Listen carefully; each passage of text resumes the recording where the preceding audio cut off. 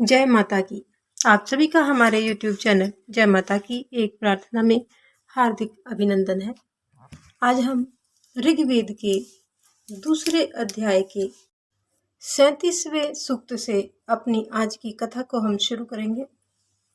इससे पहले आप सभी से एक निवेदन है कि यदि आप अभी भी चैनल पर नए आए हैं तो कृपा करके चैनल को सब्सक्राइब कर लीजिए और घंटी जैसे दिखने वाले बटन को भी दबा लीजिए ताकि आने वाली नई वीडियो की नोटिफिकेशन आपको सबसे पहले और आसानी से मिल सके। तो शुरू करेंगे आज का वीडियो, जिसमें हम दूसरे अध्याय का 37वां सूक्त लेंगे। ऋषि दीर्घतमा देवता अश्विनो छंद त्रिष्टुप और अनुष्टुप। इसका हिंदी में अनुवाद इस प्रकार से करेंगे। हे अश्वि देवो, उच्च पुत्र दीर्घतमा द्वारा मांगे गए सुरक्षा साधन परिपूर्ण धनों को हमें आप प्रदान करो। हे अश्विद्यो, तुम वेदी स्थान में हमारे लिए नमस्कारों से जिस मति को धारण करते हो, उस धन से परिपूर्ण मति को हमारे अभिष्ट पूर्ण करने में लगाओ। हे अश्विद्य, तुग्र का जो पुत्र समुद्र में डाला गया था, उसे पार लगाने को तुम्हारा रथ जोड़ा गया था। जैसे तुम द्रुतगामी घोड़ों से युद्ध में पहुंचते हो, वैसे ही मैं तुम्हारी शरण प्राप्त करूं। हे अश्विद्य, ये प्रार्थना उच्च पुत्र की रक्षा करे। ये गतिमान दिन और रात मुझे किसी भी प्रकार से कमजोर ना करे। 10 गुना ढेर वाला ईंधन मुझे न जलाए। तुम्हारे आश्रय को प्राप्त मैं धरती पर झुका हूँ। हे अश्विद्यो, मातृ रूप सरिता का जल भी मुझे डुबोने में असमर्थ रहे। दस्युओं ने इस संग्राम में बांध कर फेंक दिया। त्रैतन असुर ने जब मेरा सिर काटने की चेष्टा की, तब वह अग्नि आप ही कंधों से आहत हुआ। ममता का दीर्घतमा 10 काल पश्चात वृद्ध हुआ। कर्म फल की कामना से प्रार्थना करने वाले स्तोता रथ युक्त हुए। तो ये था 37वां सूक्त। अब हम जानेंगे 38वां सूक्त। इसमें ऋषि दीर्घतमा, देवता, धावा पृथ्वी और छंद जगती रहेगा। अनुष्ठानों को पुष्ट करने वाली ज्ञानवर्धिनी क्षितिज धरा की मैं प्रार्थना करता हूँ। यजमान उनके पुत्र हैं, वे देवगण के साथ वर्णीय धनों से धन देती है। मैं क्षितिज रूप पिता और धरा रूप माता के महत्व का चिंतन करता हूँ। उन अत्यंत पुरुषार्थियों ने जीवों को प्रकट किया है और अन्नों को निर्मित किया है। हे आसमान और पृथ्वी, श्रेष्ठ कर्म वाले पुत्र, कुशल पुत्र रूपी प्रजागण तुम्हें जननी मानते हैं। तुम स्थावर जंगम में सत्य स्थापित करने के लिए सूर्य के स्थान की रक्षा करते हो। आकाश और धरती एक स्थान से उत्पन्न हुए सहोदरा है। वे प्रजा से युक्त हैं। रश्मियां उनका विभाजन करती हैं और नए सूत्रों को प्रकट करती है। वे धावाधरा सविता की शिक्षा में स्थिर तुमसे हम उस अत्यंत श्रेष्ठ धन की विनती करते हैं। तुम हमको श्रेष्ठ निवास तथा गौ आदि परिपूर्ण समृद्धि को प्रदान करो। ये था 38वां सूक्त। अब सूक्त नंबर 39। इसमें भी ऋषि दीर्घतमा है, देवता, धावा पृथ्वी और छंद जगती है। अंतरिक्ष को अग्नि में धारण करने वाली क्षितिज धरा सभी को सुख प्रदान करने वाली है। उनके मध्य सूर्य प्रतिदिन नियम पूर्वक विचरणशील है। अत्यंत व्यापक और विशाल क्षितिज और धरा पिता और जननी रूप से सभी लोगों का पोषण करते हैं। जैसे पिता अपने बालक को महान वस्त्रों से आच्छादित करता है, वह माता पिता का भार वहन करने वाला सूर्य अपने पराक्रम से संसार को पवित्र करता है। वह अनेक रंगों वाली धरती रूपी गौ और पुरुष युक्त आसमान सभी वृषभ को शुद्ध करता हुआ धरती से रस रूपी दूध का दोहन करता है।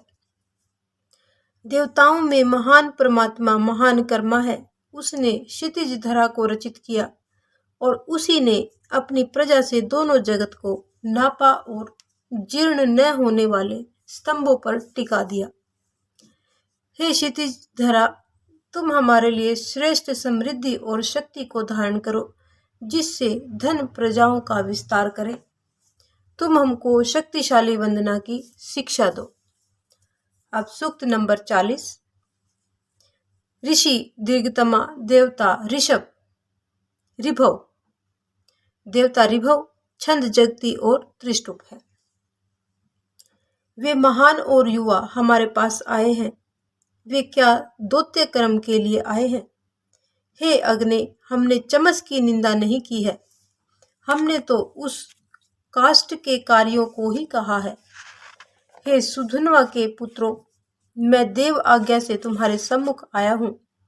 तुम एक चमस में 4 कर दो, एक चम्मच से 4 कर दो। ऐसा करने पर देवताओं के साथ तुम भी अनुष्ठान का भाग ग्रहण करोगे। हे देव बंधुओं, तुमने अग्नि को दूत बनाया है। हमको अश्व और धेनु बनाकर जनक जननी को युवावस्था दो। इन कार्यों के पश्चात हम तुम्हारे सम्मुख उपस्थित होंगे। हे ऋभुगण, कार्य करने के बाद ही तुमने पूछा कि जो दूत नारियों को देखकर शर्म से क्यों छिप गया। त्वष्टा ने कहा कि जिन्होंने देवों के पीने के पात्र चमस की निंदा की, उन्हें हम समाप्त कर दें। तब ऋभुओं ने सोम तैयार करने पर, सोमरस के तैयार होने पर दूसरा नाम दिया और त्वष्टा की कन्या ने भी इसी नाम से उच्चारण करके हर्षित किया। इंद्र ने घोड़ों को जोड़ा, अश्वी देवों ने रथ को जोड़ा, बृहस्पति ने धेनु को पुकारा। ऋभु, विश्वा एवं बाज ये देवगणों के समीप आए तथा यज्ञ भाग प्राप्त किया। हे सुधन्वा पुत्रों, तुमने अपने कर्मों से चर्म के द्वारा धेनु को दोबारा जीवन प्रदान किया। तुमने वृद्ध माता पिता को युवावस्था प्रदान की। तुमने अश्वों से अश्व उत्पन्न किए और रथ को जोड़कर देवगणों के सम्मुख उपस्थित हुए। हे देवगण, तुमने कहा था कि हे सुधन्वा पुत्रों, मूंज से निचोड़े रस का पान करो या जल पान करो। यदि इन दोनों में से किसी को भी पान करना नहीं चाहते हो तो तीसरे सायंकाल में सोम को पियो। एक ने जल को, दूसरे ने अग्नि को और तीसरे ने धरा को महान कहा। ऐसी सत्य बात कहते हुए उन ऋभुओं ने चमसों की उत्पत्ति की। एक ने लड़की की ओर झांका, दूसरे ने मांस को अलग किया और तीसरे ने सूर्य अस्त से पहले ही पुरीश को उठा लिया। माँ बाप बेटों का क्या हित कर सकते हैं? हे ऋभुओं, तुमने श्रेष्ठ कर्म की कामना से इन प्राणियों के लिए उच्च स्थान में त्रिश आदि को, नीचे स्थान में जलों को प्रकट किया। तुम अब एक सूर्य मंडल में सोते रहे। अब तुम वैसा ही कर्म क्यों नहीं करते? हे ऋभुगण, जब तुम भुवनों को छिपाकर चारों ओर भ्रमण करते हो, तब तुम्हारे माता पिता कहाँ रहते हैं, जो तुम्हारा हाथ पकड़कर विनती करते हैं? तुम उन्हें संकल्प देते हो कि जो तुम्हारी प्रशंसा करता है उसे तुम अग्रणी बनाते हो। हे ऋभुओं, सूर्य मंडल में सोने के पश्चात चैतन्य होकर तुमने पूछा कि किसने हमें जगाया? सूर्य देव ने कहा कि पवन देव ने तुम्हें जगाया है। वर्ष भर व्यतीत हो गया, अब फिर अपने कर्मों को प्रकाशित करो। हे ऋभुओं, तुमसे मिलने को मरुदगण नभ में आ गए हैं या नभ में आ रहे हैं, आकाश में आ रहे हैं। अग्नि पृथ्वी से और पवन अंतरिक्ष से तथा वरुण जल रूपी समुद्र मार्ग से चले जाते हैं। तो ये था 40वां सूक्त। अब सूक्त नंबर 41। इसमें ऋषि दीर्घतमा, देवता अश्व, छंद त्रिष्टुप है। सखा वरुण, अर्यमा, वायु, इंद्र और मरुदगण हमसे नियुक्त न हो। हम देवों के अत्यंत वेगवान अश्व के वीरतापूर्ण कर्मों का अनुष्ठान में वर्णन करते हैं। हम दमकते हुए वस्त्रों और स्वर्ण सहित आभूषणों से अश्व सुसज्जित आगे विभिन्न रंग वाली सामग्री ले जाते हैं। वह इंद्र और पूषा के लिए प्रिय हो। सभी देवगण योग्य पूषा का भाग ले जाते हैं, जिसे त्वष्टा अत्यंत पुष्टि प्रदान करने के लिए प्रेरित करते हैं। जहाँ प्राणी नियत काल में देवताओं को प्राप्त करवाने योग्य घोड़े को घुमाते हैं, वहाँ पूषा का भाग देवगणों के यज्ञ को विख्यात करता हुआ चलता है। होता, अधर्वयु, प्रस्थाता, अग्नीत, ग्राव, स्तुत, प्रशस्ता, ये सभी अत्यंत शोभित हुए हमारे हव्यों वाले सस्वर यज्ञ को परिपूर्ण करें।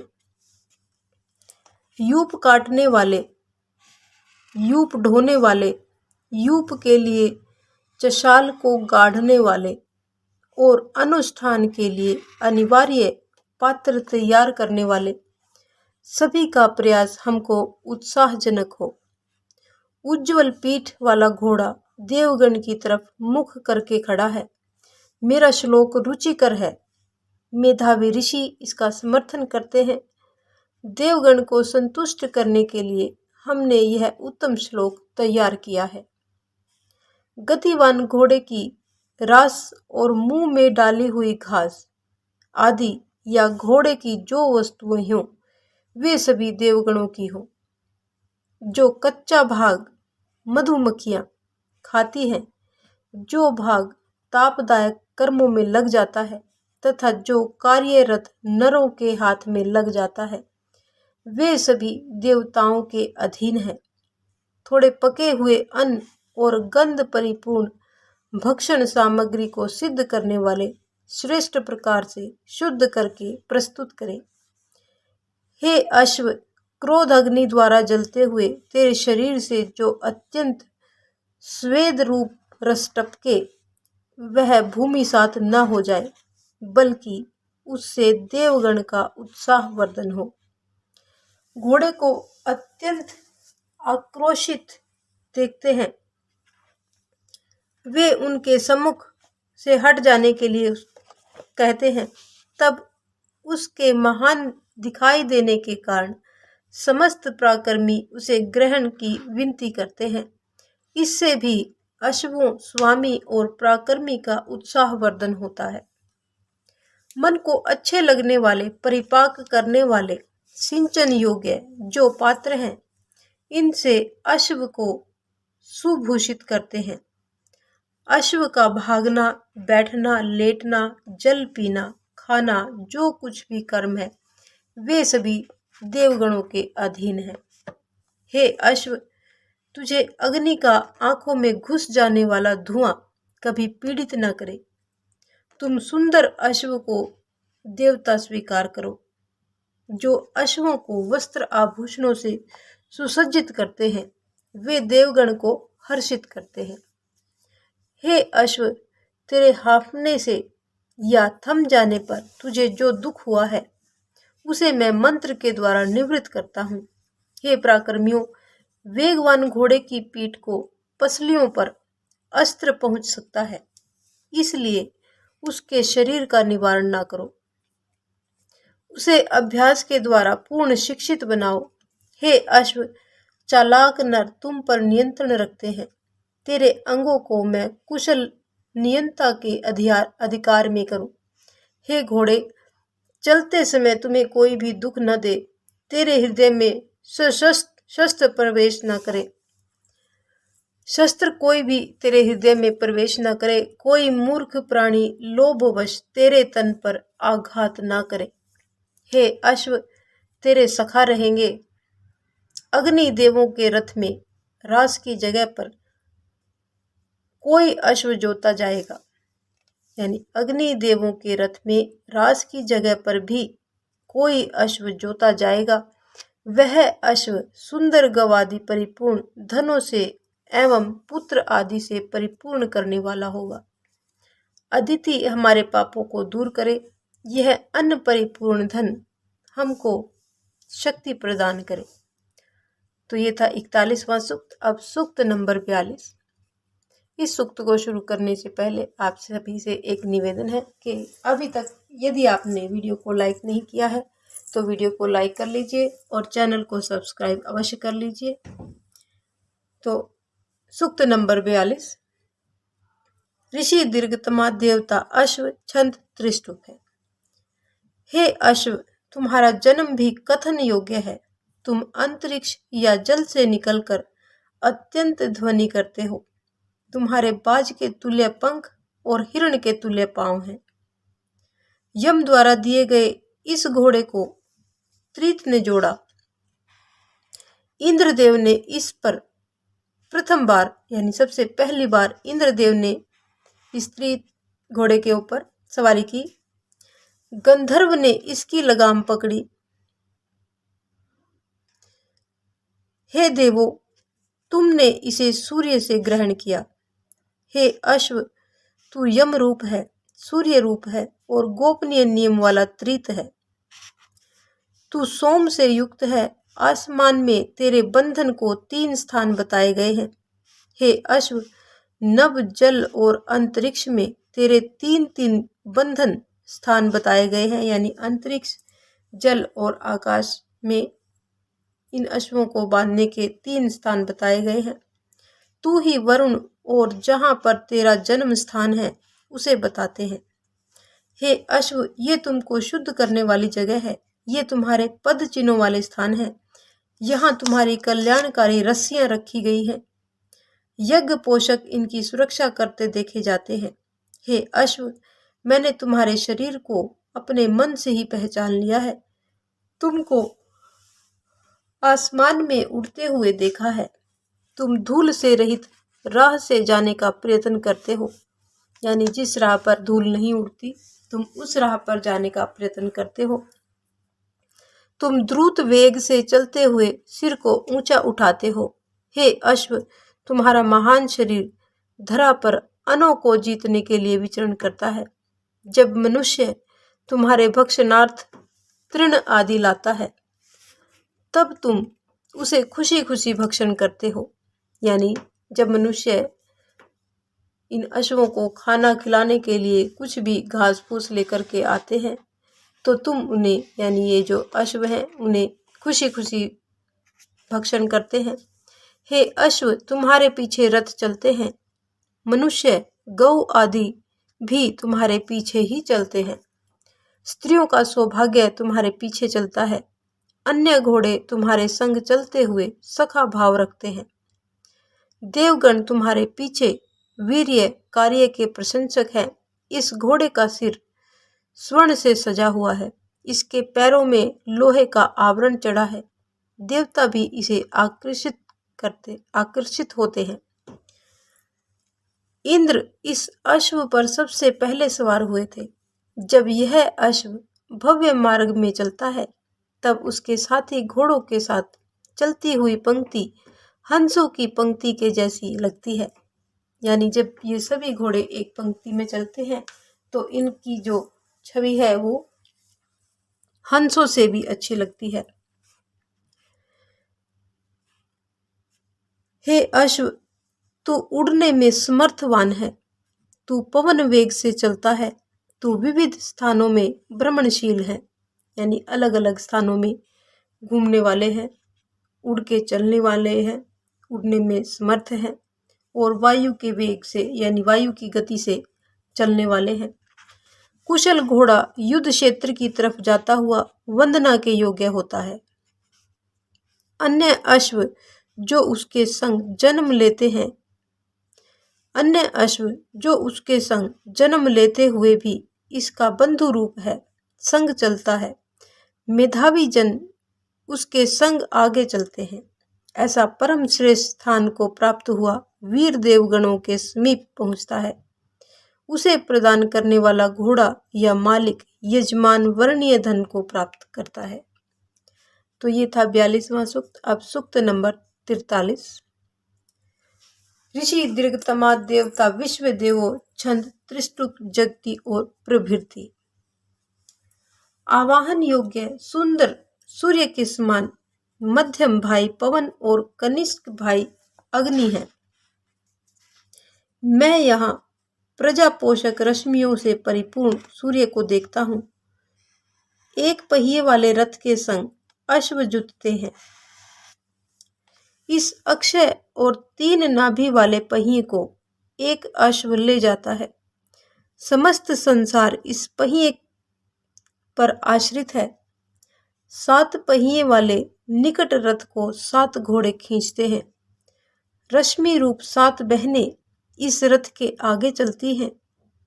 पहले जन्म वाले को किसने देखा है? उस अस्थि रहित ने अस्थि युक्त को धारण किया। धरती पर प्राण और रक्त उत्पन्न हुआ, लेकिन आत्मा कहाँ से उत्पन्न हुई? इस विषय को जानने के लिए विद्वानों के समीप कौन जाएगा? मैं अज्ञानी हूँ। समझ में न आने के कारण ही यह सब पूछता हूँ। नवयुवक बछड़े के लिए विद्वानों ने 7 सूत्र की रस्सी प्रकट की। वे क्या हैं? यानी जब एक छोटा बछड़ा होता है, थोड़ा बड़ा होता है, तो उसके लिए विद्वानों ने 7 सूत्र की रस्सी प्रकट की। और वे रस्सियां क्या है? वे क्या है? नवयुवक बछड़े से तात्पर्य ग्रह नक्षत्र आदि से है, और 7 सूत्र की रस्सी का तात्पर्य सूर्य के आकर्षण बल से है।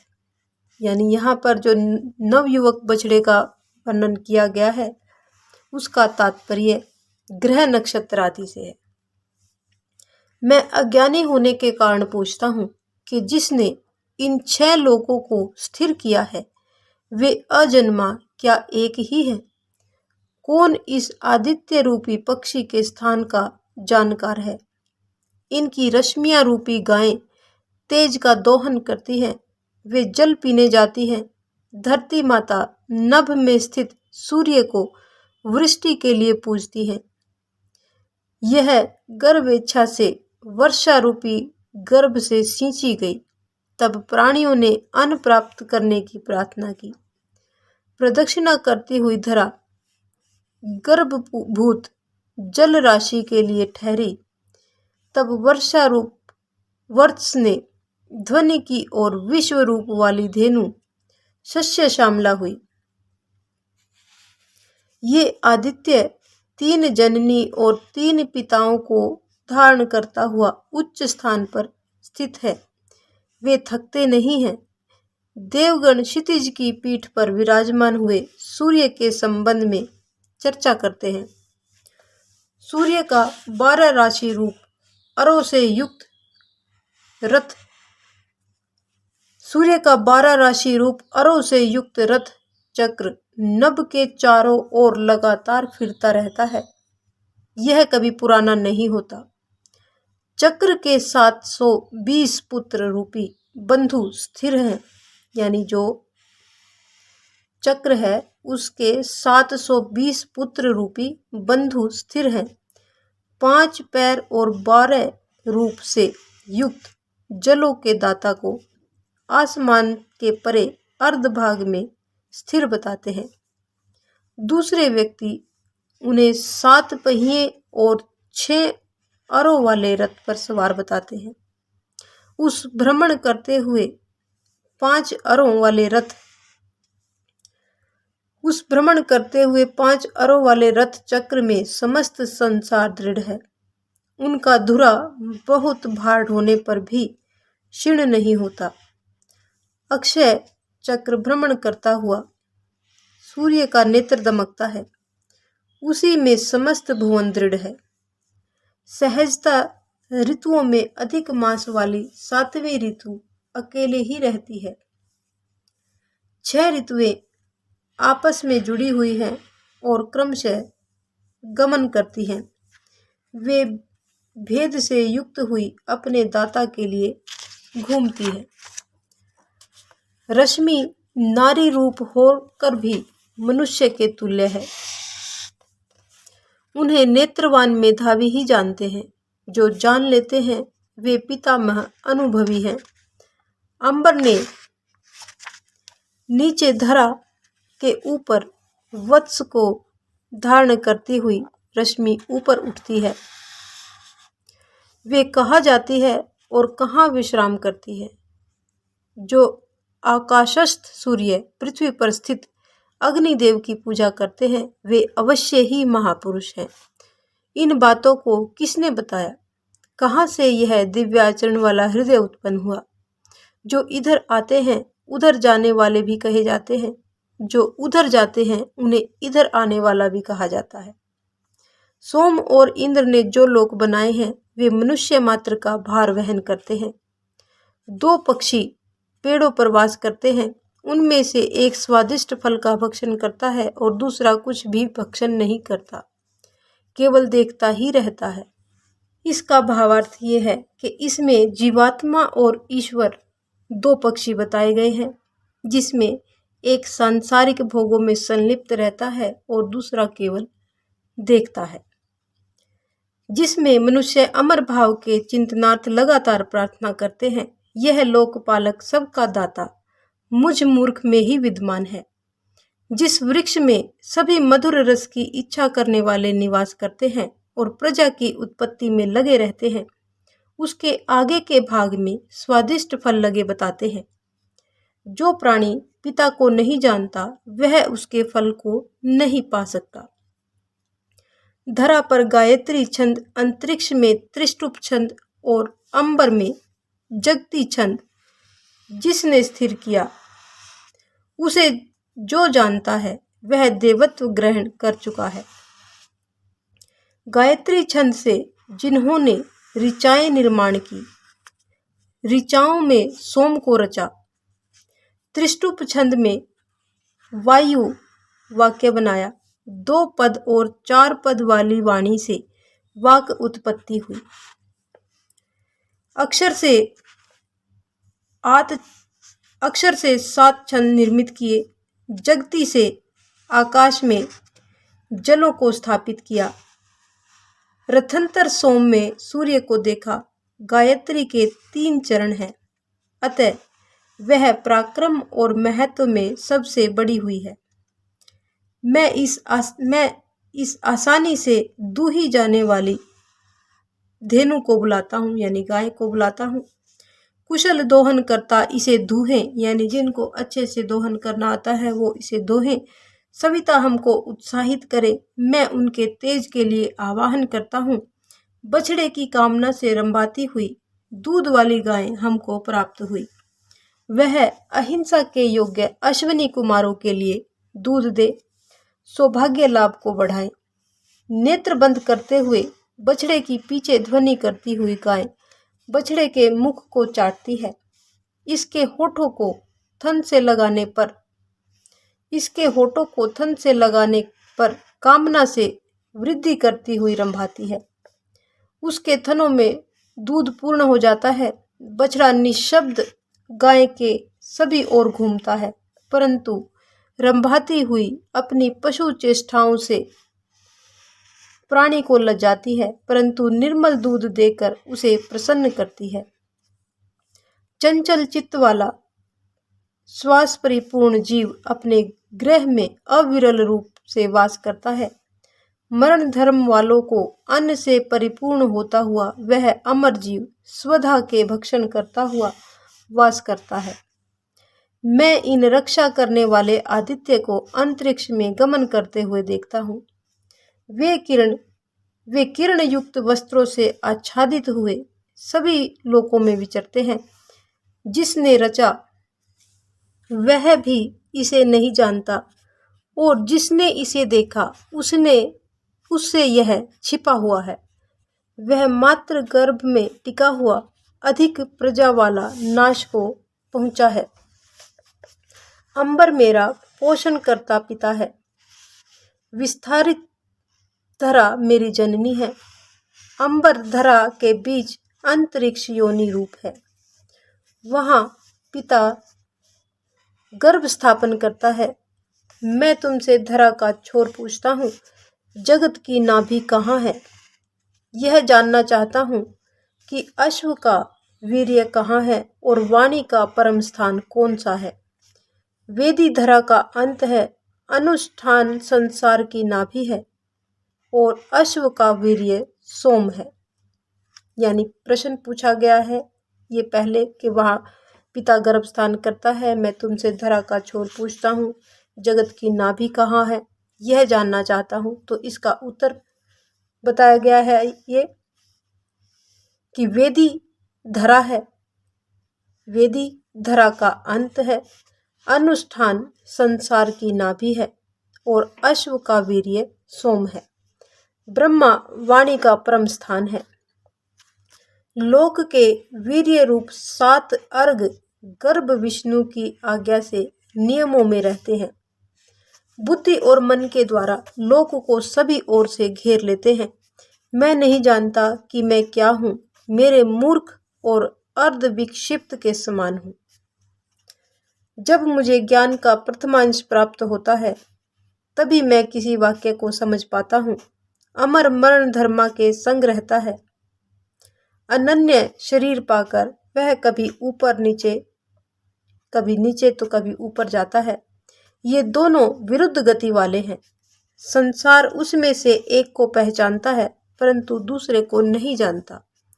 जीव अमर है और देह अमृत, क्षमा कीजिएगा, जीव अमर है और देह मृत हो जाती है। संसार शरीर को तो भली भांति जानता है परंतु जीव के विषय में असमंजस में पड़ा है। ऋचाएं उच्च स्थान को प्राप्त हैं, सभी देवता उनका सहारा लिए हुए हैं। जो इस बात को नहीं जानता है वह ऋचा से क्या लाभ उठाएगा। जो इस बात को जानता है वह प्रसन्न रहता है। हे शेर के योग्य सुंदर भाग्य वाली गौ, तू तृण का सेवन करने वाली है। तृण यानी घास फूस का सेवन करने वाली है। इनको भी भाग्यशाली बना। तुम घास का भक्षण करती हुई कोमल जल पीने वाली हो। जलों को शिक्षा देने वाली विद्युत ध्वनिवान हुई। वह उन्नत अंबर में 1, 4, 8 और 9 पदों से 1000 अक्षर वाली हुई। उसी विद्युत से समुद्र प्रवाहमान है। उससे चारों दिशाएं जीवित हैं। उससे बादल जल वृष्टि करते हैं और उसी से संसार प्राणवान है। मैंने गोबर से रचित धूमाग्नि को विलंब से देखा। चारों दिशाओं में व्याप्त धूम के मध्य अग्नि को देखा। ऋत्विजों ने यहाँ सोम को ग्रहण किया, यह उनका पहला कर्म है। केश युक्त 3 देवता नियम क्रम से दर्शन देते हैं। 1 वर्ष में यह सब होता है। एक बलों से संसार को देखता है और एक का रूप दिखाई ही नहीं पड़ता है, केवल वेग ही दिखाई पड़ता है। यहाँ पर सूर्य, अग्नि और वायु से इसका अभिप्राय है। वाणी विद्वान उसके ज्ञाता हैं, उसके 3 पद अज्ञात हैं और चौथे पद को मनुष्य बोलते हैं। उसे इंद्र सखा या वरुण कहते हैं। वही क्षितिज में सूर्य है। अग्नि, यम और मात ऋषवा है। मेधावी जन एक ब्रह्मा का असंख्य रूप में वर्णन करते हैं। काले मेघ रूपी घोंसले में किरण रूपी सुनहरे पक्षी जल को प्रेरित करते हुए नभ में उड़ते हैं। जब वे आकाश से वापस लौटते हैं तब धरती जल से भीग जाती है, जिसके 12 घेरे, 1 चक्र और 3 नाभियां हैं। उस रथ का ज्ञाता कौन है? उसमें 360 मेखें ठुकी हुई हैं, यानी 360 कीले ठुकी हुई हैं। वे कभी ढीली नहीं होती। इसका आशय वर्ष और उसके दिनों की संख्या से है। हे सरस्वती, तुम्हारी देहस्थ गुण सुखदायक और वर्णनीय वस्तुओं के पोषक हैं, रतन धारा और दानशील हैं, उसे हमारी ओर प्रेरित करो। यजमानों ने अग्नि से अनुष्ठान किया, वही प्रथम धर्म था। वे कर्मवान अपने महत्व को स्वर्ग के निकट वहीं साध्य देव वास करते हैं। जल का एक ही रूप है, जो कभी ऊपर जाता है तो कभी नीचे आता है। मेघ वर्षा के द्वारा धरती को तृप्त करता है और अग्नियां नभ को प्रसन्न करती हैं। जलों और औषधियों के कारण भूत सम्मुख प्राप्त हुए स्तोताओं के लिए मैं वर्षा के द्वारा तृप्त करता हूँ।